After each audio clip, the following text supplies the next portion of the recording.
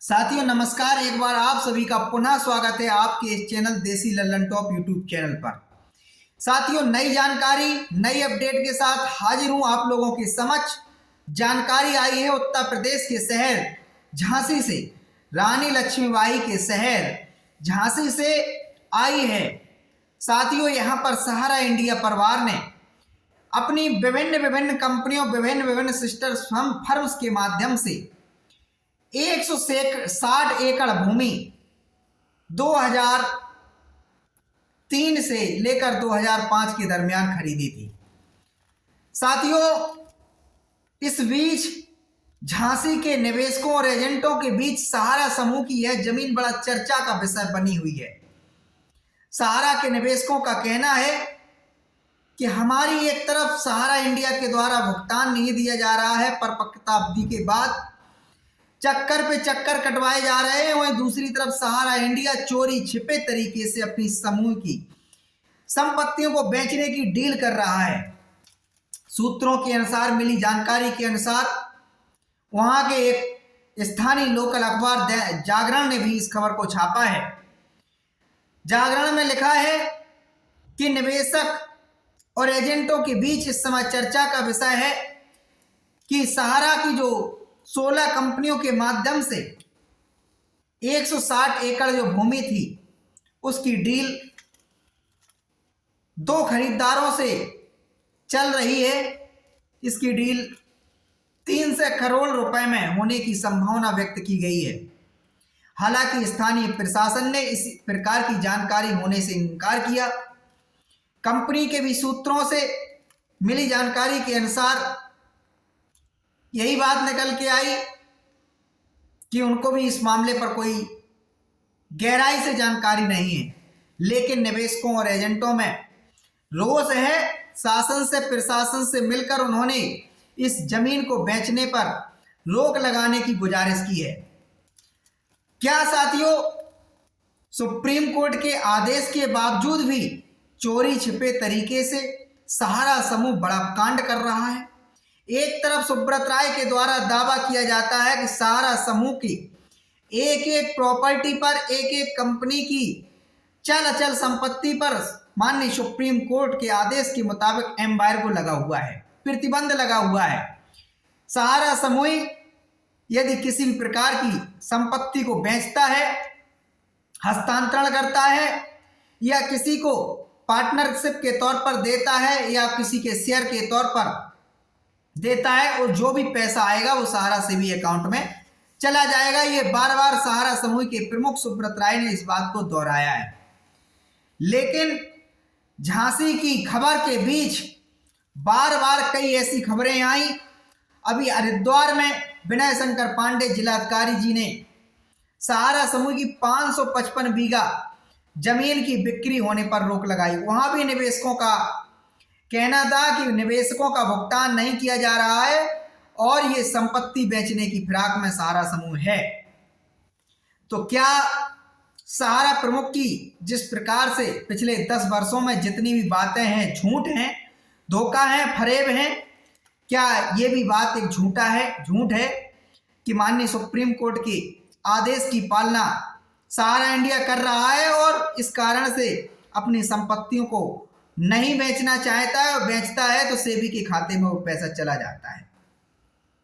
यदि आपके शहर में, आपके जनपद में, आपके तहसील में, आपके गांव कस्बे में सहारा समूह की कोई प्रॉपर्टीज हैं, कोई कारोबार है, तो आप हमारे इस चैनल पर कमेंट करके बताएं ताकि सरकार को ये बात पहुंचाने में सुविधा हो कि सहारा समूह के द्वारा ये कांड किया जा रहा है कि एक तरफ निवेशकों के भुगतान नहीं दिए जा रहे हैं, लोग मानसिक तरीके से कितना परेशान हैं, उनकी पीड़ा कितनी असहनीय हो गई है। उनकी पीड़ा पर जो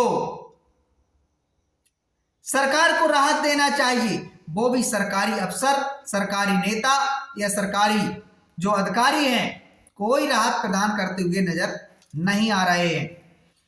साथियों बीच में लखनऊ से भी खबर आई थी, मोहनलालगंज में सहारा ने अपनी संपत्तियां बेची। इस प्रकार से जो बीच में खबरें आ रही हैं कि सहारा समूह अपनी संपत्ति को बेचने का क्या अंदर ही अंदर कोई प्रायोजन रच रहा है? क्या जो सहारा समूह तो एक केवल शब्द है, लोग जानते हैं कि सहारा इंडिया परिवार, लेकिन सहारा इंडिया परिवार के बैनर के नीचे ना जाने कितनी छोटी छोटी फर्में हैं जिनके बारे में ना ही निवेशकों को जानकारी है, ना ही एजेंटों को कोई जानकारी है। जैसा कि मैं भी आश्चर्य के साथ भौचक्का रह गया जब लखनऊ झांसी के बारे में जानकारी प्राप्त हुई। जागरण अखबार के माध्यम से हमने ये जानकारी पढ़ी, उसमें लिखा है कि सहारा ने 16 कंपनियों के माध्यम से इस जमीन को खरीदा है। साथियों, संदेह पैदा होता है कि सरकार की चोरी करने के लिए, टैक्स की चोरी करने के लिए, जेडीए में पास करवाने के लिए क्यों इस प्रकार का प्रायोजन सहारा इंडिया ने रचा कि अपनी छोटी छोटी जो कंपनियां बना के, जिनके बारे में निवेशकों को भी जानकारी नहीं, एजेंटों की भी जानकारी नहीं, कंपनी के तमाम बड़े अधिकारी तक को इन कंपनियों की जानकारी नहीं है। क्यों ऐसा किया गया कि सहारा समूह ने अपनी इन कंपनियों के माध्यम से संपत्ति खरीदी? मैं एक कंपनी का नाम बताऊंगा, प्रबल कीर्ति रियल एस्टेट कंपनी। क्या आपने सुना है इस कंपनी को? आज दिन तक सहारा की आपने कंपनियां सुनी होंगी, सहारा प्राइम सिटी आपने सुना होगा, सहारा हाउसिंग इन्वेस्टमेंट सुना होगा, सहारा रियल एस्टेट सुना होगा, Sahara credit cooperative society, Sahara universal multipurpose, हमारा India credit cooperative society, star multipurpose, क्यूसॉप गोल्ड, ये तमाम कंपनियां तो सहारा की सुनी होंगी आपने। लेकिन क्या आपने ये कंपनी सुनी प्रबल कीर्ति रियल एस्टेट कंपनी, या आपने स्टेटसी नाम की कोई कंपनी सुनी? आपने नहीं सुनी होगी। तो ये सहारा के द्वारा जो अंदर ही अंदर अपनी संपत्ति को बेचने का प्रायोजन चल रहा है, क्या इस बात की खबर हमारी सरकारों को भी है? क्या जो जिस जनपद में उस सहारा की जमीन की डील हो रही है उस जनपद के जिलाधिकारी को है? साथियों, सुप्रीम कोर्ट के क्या आदेश का भी यहां सहारा समूह उल्लंघन कर रहा है? एक तरफ निवेशकों को भुगतान नहीं देना, सेबी के पास भी भुगतान जमा नहीं कराना, दूसरी तरफ प्रॉपर्टीज बेच के ये पैसा जा कहां रहा है? निवेशकों की खून पसीने की ये कमाई सहारा समूह किस प्रकार से दुरुपयोग कर रहा है, इसकी जांच होनी चाहिए, बड़ी गहराई से जांच होनी चाहिए। और जांच तो अब बहुत बाद की बात है, सरकार को एक एक संपत्ति को अपने अंडर में लेना चाहिए और निवेशकों के भुगतान देना प्रारंभ कर देना चाहिए। सहारा के निवेशकों और एजेंटों के साथ जो हुआ है, जो 21वीं सदी की सबसे बड़ी त्रासदी है, किस बदहाल व्यवस्था के साथ वो एजेंट जी रहे हैं। उनके अपने मोहल्ले के लोग, अपने अपने जानने पहचानने वाले यार दोस्त लोग, सगे संबंधी रिश्तेदार उन एजेंटों को गालियां दे रहे हैं, बेईमान और ठग की दृष्टि से देख रहे हैं। जीना मुहाल हो गया उन एजेंटों का, ना वो घर के रहे ना घाट के रहे, रोजगार भी चला गया, पैसा भी चला गया, सगे संबंधी रिश्तेदार और दोस्त यारों को, अपने लोगों के बीच में अपमानित भी होना पड़ रहा है। यहां तक कि कई एजेंटों ने आत्महत्या कर ली है। आत्महत्या, ये कितनी बड़ी त्रासदी है, इस बात को समझने का प्रयास हमारी सरकारें क्यों नहीं कर रही हैं? आश्चर्य इस बात का होता है। साथियों, मुखरता के साथ अपनी आवाज को उठाइए। लोकतंत्र में ये हमारी, आपकी, सबकी ये आज की दौर के हिसाब से जरूरत हो चुकी है। हमें सरकार के खिलाफ आवाज उठानी पड़ेगी कि ये सरकार क्या सुब्रत राय का सहारा समूह के डायरेक्टरों को संरक्षण प्रदान कर रही है कि जाओ संपत्तियां बेचो और मौज मस्ती ऐश करो? क्या ये सरकार का सत्ता और विपक्ष का गठजोड़ है सहारा को बचाने के लिए? सहारा को संरक्षण कौन प्रदान कर रहा है? सैकड़ों एफआईआर हैं, सैकड़ों मुकदमे, ना जाने कितने वारंट, इसके बावजूद सहारा के डायरेक्टर ऐश भरी मौज मस्ती भरी जिंदगी जी रहे हैं। कभी देश के रक्षा मंत्री के साथ नजर आते हैं, कभी उत्तर प्रदेश के मुख्यमंत्री के साथ नजर आते हैं सहारा श्रीमान। बड़े बड़े नेताओं के साथ, देश के स्टार्स के साथ सहारा श्री नजर आते हैं। लेकिन नेता, अभिनेता, स्टार्स उन लोगों की कोई बात नहीं कर रहा जिनकी जिंदगी भर की कमाई को सहारा समूह में डूबा हुआ पा रहा है। निवेशक अपना धन कितना परेशान है।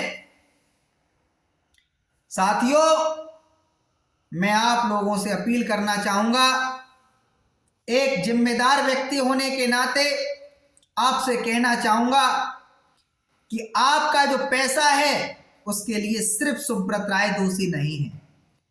सिर्फ सुब्रत राय दोषी नहीं है, ना जाने कितने सुब्रत राय जैसे लोग सहारा के अंदर हैं जिनकी वजह से आपका पैसा नहीं मिल रहा है।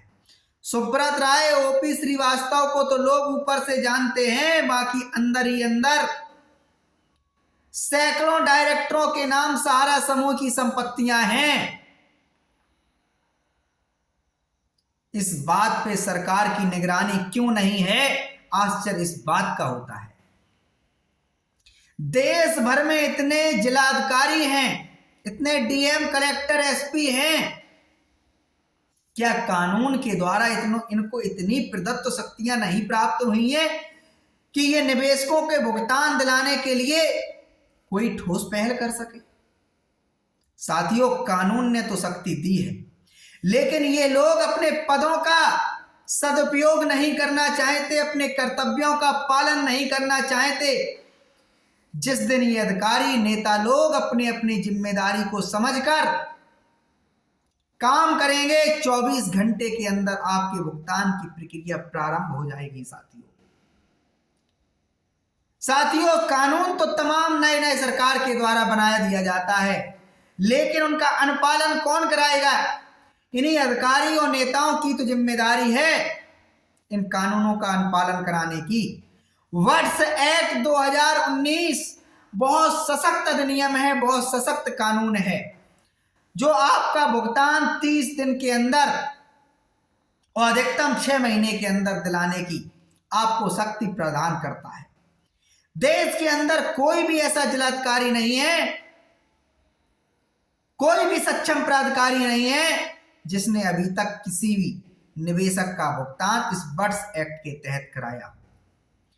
साथियों, कानून तो बहुत हैं, संविधान ने हमें बहुत सारी शक्तियां प्रदान की हैं, लेकिन संविधान को विधिवत तरीके से संचालन कराने वाले, पालन कराने वाले लोग अगर ईमानदार नहीं रहेंगे तो ये संविधान हमारे आपके किसी काम का नहीं, किसी काम का नहीं।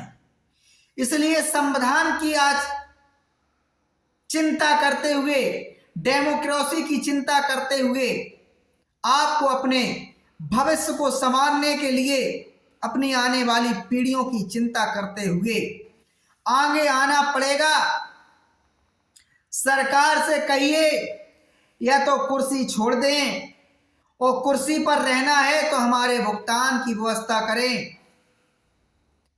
21वीं त्रासदी को आपातकाल घोषित करें, निवेशकों के लिए एक बड़ा फंड दें, क्योंकि निवेशक एक ऐसी कंपनी से भुगतान प्राप्त करना चाहता है जिसके पास संपत्तियां हैं, पैसा है, और इसके बावजूद भी उस निवेशक का भुगतान प्राप्त नहीं हो रहा है। निवेशक को कोई खैरात नहीं चाहिए, कोई भीख नहीं चाहिए, कोई फ्री की रेवड़ी नहीं चाहिए, उसको अपना भुगतान चाहिए। ये प्रक्रिया सरकार को करनी पड़ेगी, करनी ही चाहिए, क्योंकि सहारा के अंदर जितने भी निवेशकों का भुगतान है वो उन संपत्तियों से अपने भुगतान प्राप्त करने के अधिकारी हैं जो सहारा समूह ने उनके पैसे से अर्जित की हैं। सेबी के पास पड़ा हुआ धन किसी के माई बाप का नहीं है, यह जनता का धन है। सेबी के अधिकारियों को यह बात जितनी जल्दी समझ में आ जाएगी उतना ही इस देश का भला है। अन्यथा की स्थिति में ये देश सब देख रहा है, जागरूकता आ रही है, लोग बैठे हुए इन उदासीन अधिकारियों के खिलाफ सिर्फ सड़कों पर नहीं उतरेंगे। जिस प्रकार से लोगों को मानसिक अंधकारमय जीवन की ओर धकेलने का प्रयास किया जा रहा है, उससे आने वाले दिनों में इन अधिकारियों को लोग सड़कों पर दौड़ाते हुए नजर आएंगे। ये बात मेरे अपने मन की नहीं, इस देश के करोड़ों करोड़ों लोगों के मन की है। भ्रष्टाचार की दीमक ने इस देश के निवेशकों का, इस देश के लोगों का जीना मुहाल कर दिया है।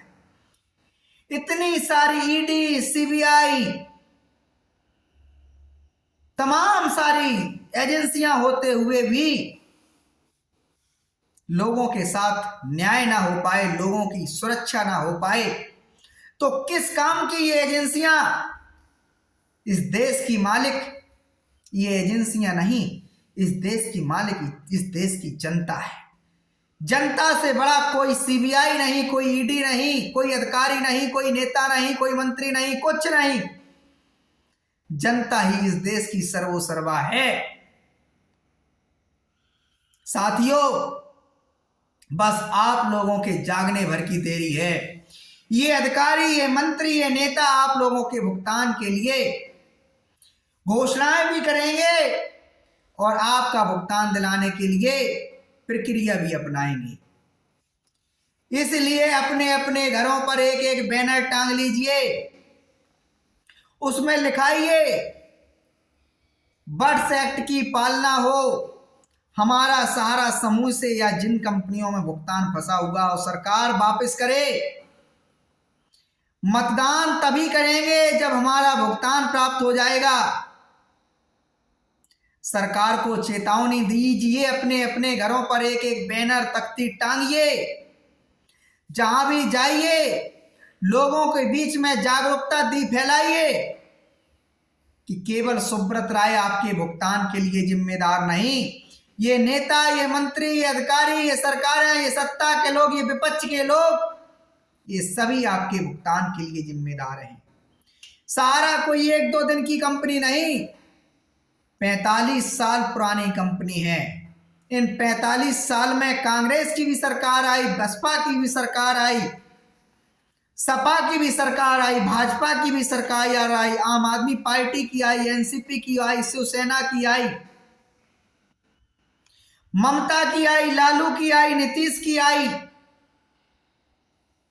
सारी सरकारों के बीच में सहारा ने अपने व्यापार का प्रचार प्रसार किया। इनको लाइसेंस इन्हीं लोगों ने दिलाए और दिए गए, पंजीकरण मान्यता इन्हीं लोगों ने दिलाई। सहारा के बड़े बड़े इवेंट में इन लोगों ने हिस्सा लिया। तो इस बात को जब आप जनता के बीच में रखेंगे, चाहे वो सपा का कार्यकर्ता होगा, चाहे वो भाजपा का कार्यकर्ता होगा, चाहे कांग्रेस का कार्यकर्ता होगा, चाहे वो ममता की पार्टी का समर्थक होगा, चाहे शिवसेना की पार्टी का समर्थक होगा, चाहे लालू की किया होगा, चाहे मायावती का होगा, वो अपने नेताओं से सवाल पूछना प्रारंभ कर देगा। उस बूथ के कार्यकर्ता को, उस बूथ के नेता को नहीं पता है कि आपके भुगतान के लिए ये नेता लोग किस प्रकार से, ये मंत्री लोग, ये अधिकारी लोग किस प्रकार से जिम्मेदार हैं। उसके बीच में जब ये बातें आप कहेंगे कि किस प्रकार से राहुल गांधी को सहारा के द्वारा गिफ्ट की हुई गाड़ी पर यात्रा करते हुए नजर आते हैं, किस प्रकार से मोदी को जो लाल डायरी पकड़ी जाती है इनकम टैक्स के छापे में, प्रधानमंत्री नरेंद्र मोदी जी को वहां सहारा के द्वारा नजर आता है कि पैसा दिया गया, चंदा दिया गया। अटल बिहारी वाजपेयी से लेकर मुलायम सिंह से लेकर राज ठाकरे ने सारा समूह सुब्रत राय की तारीफ की, लोगों ने देखा, लोग आकर्षित हुए, इनकी सिफारिशें की, लाइसेंस दिलाने में इनका योगदान दिया गया। इसलिए सरकार जिम्मेदार है, सत्ता और विपक्ष के लोग जिम्मेदार हैं, ये अधिकारी, नेता, मंत्री, डीएम, एसपी जिम्मेदार है। डीएम, एसपी के संरक्षण में आपके जनपदों में ऑफिस खोले गए, रोजगार मेले लगवाए गए, रोजगार मेलों में इन अधिकारियों ने हिस्सा लिया। इसलिए ये नेता, मंत्री, अधिकारी लोग जिम्मेदार हैं और कोई खैरात नहीं मांग रहे। सेबी के पास 25-27 हजार करोड़ रुपए पड़ा हुआ है, किसी के माई बाप का पैसा नहीं, इस देश के नागरिकों का पैसा है, इस देश के निवेशकों का पैसा है। सारा की एक एक संपत्ति इस देश के निवेशक, इस देश के एजेंट, कार्यकर्ता की संपत्ति, इस देश के नागरिक की संपत्ति। और भुगतान करने की बात रही तो बड़ा आसान है भुगतान करना, उनके पास प्रॉपर्टियां हैं। कोई ऐसा नहीं है कि उस पैसे को सब निवेशकों से लेकर मटिया मेट कर दिया गया हो, सारे पैसे को खर्च कर उड़ा दिया गया, उड़ाया भी गया, ये भी सच्चाई है। लेकिन आज इतनी संपत्तियां हैं जिनसे निवेशकों का भुगतान तत्काल मिलना प्रारंभ हो सकता है। क्या सरकार अंधी बहरी है? हजारों की, लाखों की संख्या में लोगों ने शिकायतें भेज रखी हैं सरकारों को, सैकड़ों दर्जनों की संख्या में विधायक और सांसदों ने सदनों के माध्यम से सरकार तक बात पहुंचाई, आवाज उठाई। वित्त मंत्री ने क्या अपने कानों में कोई रुई लगा रखी है जिससे उन तक सहारा के पीड़ितों की आवाज नहीं पहुंच रही है? अंदाजा लगाइए उस मां पर क्या गुजर रही है जिसने सपना देखा था 20-20, 50-50 रुपए जमा करके वह अपनी बेटी के हाथ पीले करेगी। कल्पना करो उन बूढ़े माँ बाप पर क्या गुजर रही है जिन्होंने सपना देखा था जब हमारा बेटा मदद नहीं करेगा तब बुढ़ापे में ये सहारा में जमा हमारा पैसा हमारे जिंदगी की लाठी बनेगा। उनकी तकलीफ, अश्रु आ जाते हैं उनकी पीड़ा को देखकर। उन एजेंटों का क्या दोष जो अपना पेट पालने के लिए, अपना रोजगार प्राप्त करने के लिए, अपने बच्चों का भरण पोषण करने के लिए सहारा में काम करने चले गए। स्वयं जो कमाया वो भी लगा दिया, अपने सगे संबंधियों का लगवा दिया, अपनी प्रॉपर्टी अपने बाप दादाओं का भी लगवा दिया। आज वो कंगाल हो गए। कब तरस खाएंगे मोदी जी? क्या सारी बातें, सारे उनके प्रवचन झूठे हैं? क्यों आत्ममंथन नहीं होता कि एक दो लोगों की बात हो तब तो ठीक है, कोई बात नहीं सरकार तक नहीं पहुंच रही। करोड़ों लोगों की बात है, करोड़ों लोगों की सपनों की बात, जिंदगी की बात। लोग मानसिक बीमार हो गए हैं, उनकी हालत समझिए, उन एजेंटों की दुर्दशा समझने का प्रयास कीजिए। कितनी तकलीफ में उनका जीवन गुजर रहा है। जिंदा लाशों की तरह वो एजेंट अपनी जीवन की यापन कर रहे हैं। पता नहीं सुबह अगले सुबह कौन आके उसको गाली गलौज आके कर जाए, कौन उसका अपमान कर जाए भरे समाज के बीच में, कौन निवेशक आए और उसको जान से मारने की धमकी देकर चला जाए। उन दर्द को, उन पीड़ा को, उन तकलीफों को समझने का हमारे मंत्री लोग, अधिकारी लोग, नेता लोग, सरकार लोग क्यों समझने का प्रयास नहीं कर रहे? साथियों, वो समझेंगे। अब आंदोलन बड़ा हो रहा है। हिंदुस्तान के शहर शहर, गांव गांव से सहारा के भुगतान के लिए आवाजें आ रही हैं। निवेशक एकत्रित हो रहे हैं, तमाम अन्य कंपनियों का एजेंट और निवेशक भी एकत्रित हो रहा है। ठगी पीड़ित परिवार के राष्ट्रीय संयोजक मदन लाल आजाद जी ने बीड़ा फूंक रखा है 14 मार्च के लिए। वो डीएम को समझाने का प्रयास कर रहे हो। अभी और एक बात है, जो भी लोग आंदोलन चला रहे हैं, निवेशकों को जगाने का, जनता को जगाने का, जो लोगों के दिल और दिमाग पर गुजर रही है उसको सरकार तक पहुंचाने का लिए जो प्रयास किया जा रहा है, उसमें वो लोग चेतावनी दे रहे हैं हमारी सरकारों को कि अनुरोध कर लिया, विनय कर लिया, करुणा कर ली, हाथ जोड़ लिए, पैर पकड़ लिए, सब कुछ कर लिया, आप लोग नहीं सुन रहे हैं। अब हमें सड़कों पर आना पड़ेगा। इस बात में कोई अब गुरेज नहीं, ये खुलकर कहने में कि हमारी अपनी सरकार, हमारे अपने लोग, चंद लोग करोड़ों लोगों की नहीं सुन रहे हैं। क्या सारे डीएम और सारे एसपी जिस दिन चाह लेंगे, जो भुगतान की प्रक्रिया सहारा समूह की इतनी हैसियत है, भुगतान की प्रक्रिया प्रारंभ ना करे, जो सहारा के द्वारा एक चोर दरवाजे से खबरें आती हैं कि संपत्तियां बेचने की, क्या सहारा ने अपने तमाम सगे संबंधी डायरेक्टरों के नाम वो संपत्तियां कर रखी हैं? इस बात की जांच पड़ताल होने का विषय नहीं है। क्या सहारा ने तमाम सिस्टर्स फर्म्स के माध्यम से, थर्ड पार्टीज के नाम से अपनी संपत्तियों को खरीद रखा है? सुप्रीम कोर्ट में जो संपत्तियों का हिसाब किताब दे रखा, क्या वो अलग है? और जो संपत्तियां बेचने का प्रयास कर रहा है सहारा समूह, वो अलग है। तो जिस प्रकार से खबरें आती हैं कि सहारा के द्वारा झांसी से आई, उत्तराखंड से आई, मोहनलालगंज से आई, अन्य जगह से भी आई,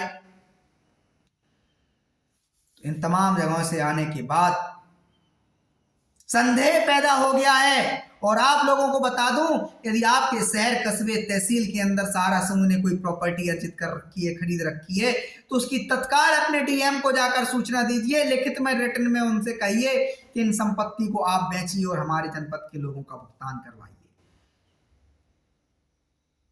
यदि उस संपत्ति पे कोई प्रतिबंध है तो सुप्रीम कोर्ट से जाकर डायरेक्शन लेके आइए, वहां से पूछिए माननीय सुप्रीम कोर्ट से, क्या इस संपत्ति पे आपने एम्बार्गो, रोक, प्रतिबंध लगा रखा है? क्योंकि चोर दरवाजे से सहारा समूह वो काम कर रहा है, ऐसा संदेह नहीं। ऐसी खबरें आ रही हैं लगातार। झांसी से आई, उत्तराखंड से, हरिद्वार से आई, मोहनलालगंज से आई, अन्य जगह से भी आ चुकी है। निवेशकों को, एजेंटों को तो बहुत सारी संपत्तियों के बारे में पता ही नहीं है सहारा समूह की संपत्ति है, क्योंकि वहां कोई सहारा का बैनर, बोर्ड कुछ लगा ही नहीं। वो तो थर्ड व्यक्ति के नाम है, थर्ड पर्सनल किसी कोई फर्म के नाम है। इसलिए हमारे इस वीडियो के माध्यम से सरकार से हाथ जोड़कर विनती है, निवेदन है, अपने देश के लोगों का ख्याल रखना आपकी जिम्मेदारी है। मत और तड़पाइए, मत और लोगों को परेशान करिए। कोई वो आपसे भीख नहीं मांग रहे, कोई आपसे प्रधानमंत्री आवास नहीं मांग रहे, उज्ज्वला योजना नहीं मांग रहे, जनधन खाता में अपना कोई योगदान नहीं मांग रहे। वो अपना पैसा प्राप्त करना चाहते, जिन्होंने लोगों ने अपना पेट काट काट के उस पैसे को जमा कराया है। उन 15 लाख लोगों के बारे में एक बार सोच के देखिए, कल्पना करके देखिए, जिनका धन भी गया। कहते हैं हमारे यहां भारतीय संस्कृति में, धन यदि गया, गया नहीं कुछ भी। स्वास्थ्य, धन यदि गया, गया नहीं कुछ भी। स्वास्थ्य यदि गया तो गया कुछ कुछ। सदाचार यदि चला गया तो सब कुछ चला ही जाता है। इन 15 लाख लोगों का सब कुछ चला गया, धन भी गया, स्वास्थ्य भी गया, सदाचार भी चला गया। तो क्यों, किस काम के ये आपके अधिनियम, एक्ट, धाराएं, जब आईपीसी, सीआरपीसी आप लोग सही तरीके से अनुपालन नहीं करा सकते, ईमानदारी से की तरीके से आप नहीं करा सकते, तो क्यों आप उन कुर्सियों पे बैठे हुए हैं? अपने अंदर झांक के देखिए। अपने अंदर जिस दिन आत्ममंथन करना प्रारंभ कर देंगे, उस दिन ये नहीं कहेंगे कि सहारा के निवेशकों ने हमसे पूछकर सहारा में निवेश नहीं किया। ये नहीं कहेंगे कि एजेंट आपके भुगतान के लिए जिम्मेदार, यही कहेंगे कि हम जिम्मेदार हैं। क्यों नहीं हम? क्योंकि हमने लाइसेंस दिया, हमारी छत्र छाया में सहारा पला बढ़ा, हमारे संरक्षण में सहारा ने ऑफिस खोले, ब्रांचेस खोली, रोजगार मेले लगाए।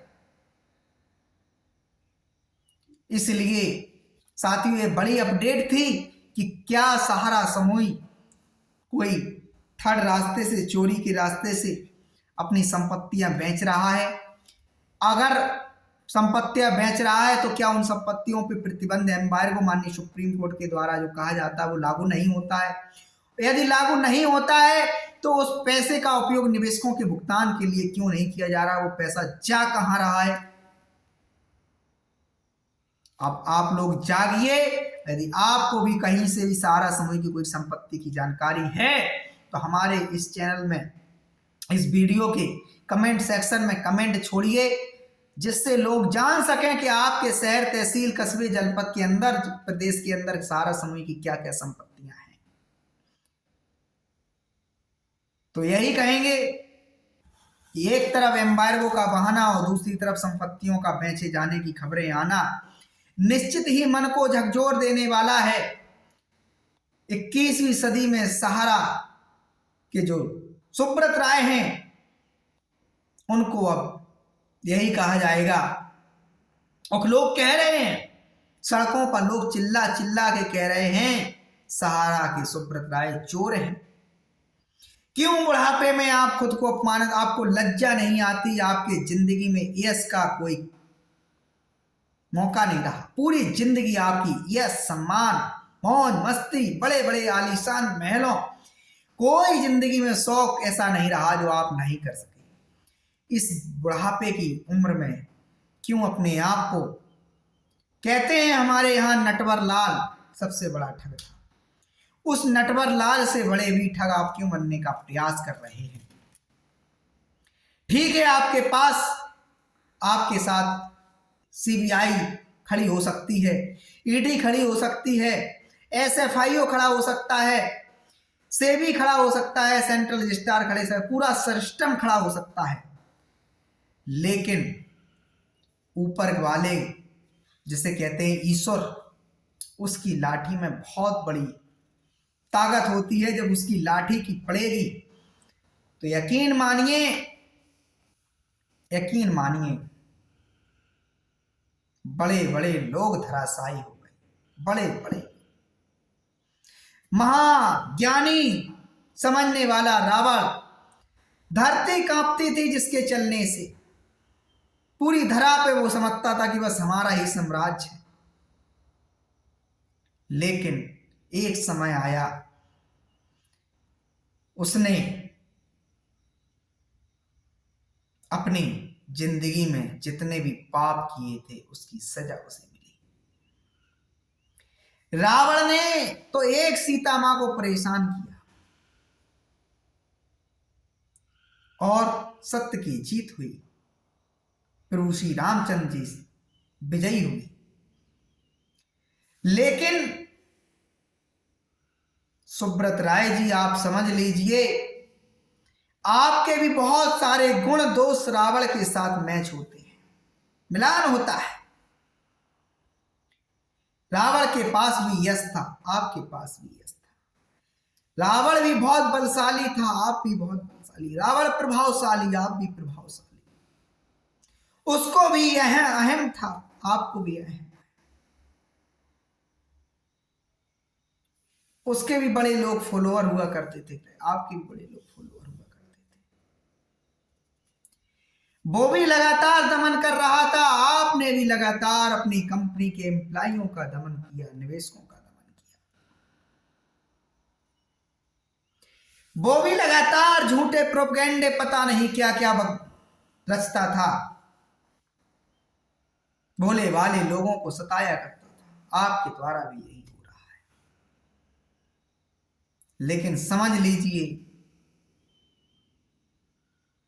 जब इस धरा पे रावण जैसे लोगों को समय ने नहीं बख्शा तो आप कैसे समझते हैं? आपके जो सगे, आपका तो सिर्फ एक मुखौटा है, आपके मुखौटे के पीछे ना जाने कितने ठगे, चोर, बेईमान छुपे हुए होंगे, जिनको ना ही एजेंट लोग जानते हैं या निवेशक लोग जानते हैं, जिनके स्वयं के नाम पे संपत्तियां हैं। उनको भी खुल के आना चाहिए, उनकी आत्मा जागनी चाहिए। सिस्टम के सामने जाकर माफी मांगे, देश की सरकारों के सामने माफी मांगो और कहिए, लीजिए निवेशकों की ये संपत्तियां, लीजिए, जाइए, भुगतान कीजिए। कोई लालच नहीं, हमें छोड़ दीजिए सारी समूह की संपत्तियों को निवेशकों की। तो साथियों 14 मार्च को जिलाधिकारी को जाकर ज्ञापन देना है। जैसी पूर्व में सूचना आप लोगों को दे चुका हूं कि मदन लाल आजाद जी ने और अभयदेव शुक्ल जी ने भी यही दोनों लोगों अलग अलग जो संगठन है निवेशकों के लिए लड़ाई लड़ रहे हैं, एजेंटों के लिए लड़ाई लड़ रहे हैं। 14 मार्च को तमाम डीएम को जाकर ज्ञापन दीजिए और कहिए अपने अपने जिम्मेदारी निभाइए, कर्तव्यों का पालन कीजिए, कानून में प्राप्त शक्तियों के अनुसार हमारा भुगतान दिलाने का प्रयास कीजिए और इस लड़ाई को मजबूत कीजिए। घर में बैठकर आपका भुगतान प्राप्त नहीं हो सकता है जब तक आपको अपने अधिकार के बारे में स्वयं ज्ञान नहीं प्राप्त हो जाएगा, स्वयं प्राप्त नहीं कर लेंगे कि हाँ हमें अपनी लड़ाई लड़ना है। तो कमेंट करें, आपसे उम्मीद आशा है कि आपके पास जो भी सहारा से जुड़ी हुई और जानकारियां होंगी वो साझा करेंगे, शेयर करेंगे और अपनी लड़ाई को नेताओं तक, मंत्रियों तक ज्ञापन के जरिए, बातचीत से के जरिए उनके साथ मिलें जुलें, उनसे अनुरोध करें, विनय करें कि हमारी बात को उठाएं, तकलीफ समझें, हमारी दुर्दशा समझें, हमारी तकलीफों को जग जाहिर हो चुकी हैं। अब आप लोगों को भी समझने की हमें क्यों देरी हो रही है, इस बात के लिए उन पर प्रश्न चिन्ह लगाएं। ऐसी उम्मीद करते हैं और विश्वास रखते हैं कि आने वाले दिनों में हम सबके जीवन में उजाला होगा, प्रकाश होगा और भुगतान मिलेगा। सभी के बच्चे पढ़ेंगे, सभी की बेटियों की शादियां होंगी, सभी बूढ़े माँ बाप का बीमारी में अपना इलाज होगा, सभी का सुंदर जीवन हो जाएगा। ऐसी हम उम्मीद करते हैं हमारे प्रधानमंत्री जी से, हमारी सत्ता के लोगों से, विपक्ष के लोगों से, हमारे सिस्टम में बैठे हुए अधिकारी लोगों से उम्मीद करते हैं वो ईमानदार हो जाएंगे, ठगों बेईमानों के खिलाफ एक्शन लेंगे और जो भुगतान की प्रक्रिया है उसको आरंभ करेंगे, सरकार के कोष से भुगतान दिलाएंगे। ऐसी हम आशा उम्मीद करते हैं। इसी आशा उम्मीद और विश्वास के साथ निरंतर हम आवाज उठाते रहेंगे, प्रयास करते रहेंगे। गाना हमको गाना आता नहीं है कि शब्दों में साराना अंदाज में पीड़ा रखें, हम तो बस इतना ही कह सकते हैं भुगतान के लिए आप लोग लड़िए। हमारे जैसे तमाम जो लोग हैं उसमें मदद कीजिए, क्योंकि आपका भुगतान सिर्फ नहीं है, हम अपने भी भुगतान के लिए बोल रहे हैं, लड़ रहे हैं, प्रयास कर रहे हैं, सरकार को शिकायत पहुंचा रहे हैं, अनुरोध विनय सब कुछ कर रहे हैं। इसलिए करोड़ों लोगों तक इन वीडियो को पहुंचाया करिए। ये भी अनुरोध है, करोड़ों लोगों को जगाया कीजिए, क्योंकि दुख की घड़ी में पड़ोसी भी साथी होता है। हम सहारा के निवेशक और एजेंटों की ये दुख की घड़ी है, अपने अपने पड़ोसियों से सहयोग मांगें, जिससे वो भी अगर सक्षम होंगे तो सरकार को जगाएंगे, सरकार तक पत्र भेजेंगे, चिट्ठियां भेजेंगे, आपके आंदोलन में सहभागी बनेंगे, डीएम, कलेक्टर, एसपी को जगाएंगे, नेता, मंत्री, विधायक को ज्ञापन देंगे, आपकी संसद विधानसभाओं के माध्यम से आवाजें उठवाएंगे। इसलिए आपसे कहूंगा कि जाग जाइए, जाग जाइए, जाग जाइए। यही मात्र भुगतान का विकल्प है। आपके जागने से यह भुगतान प्राप्त हो सकता है। धन्यवाद। भारत माता की जय।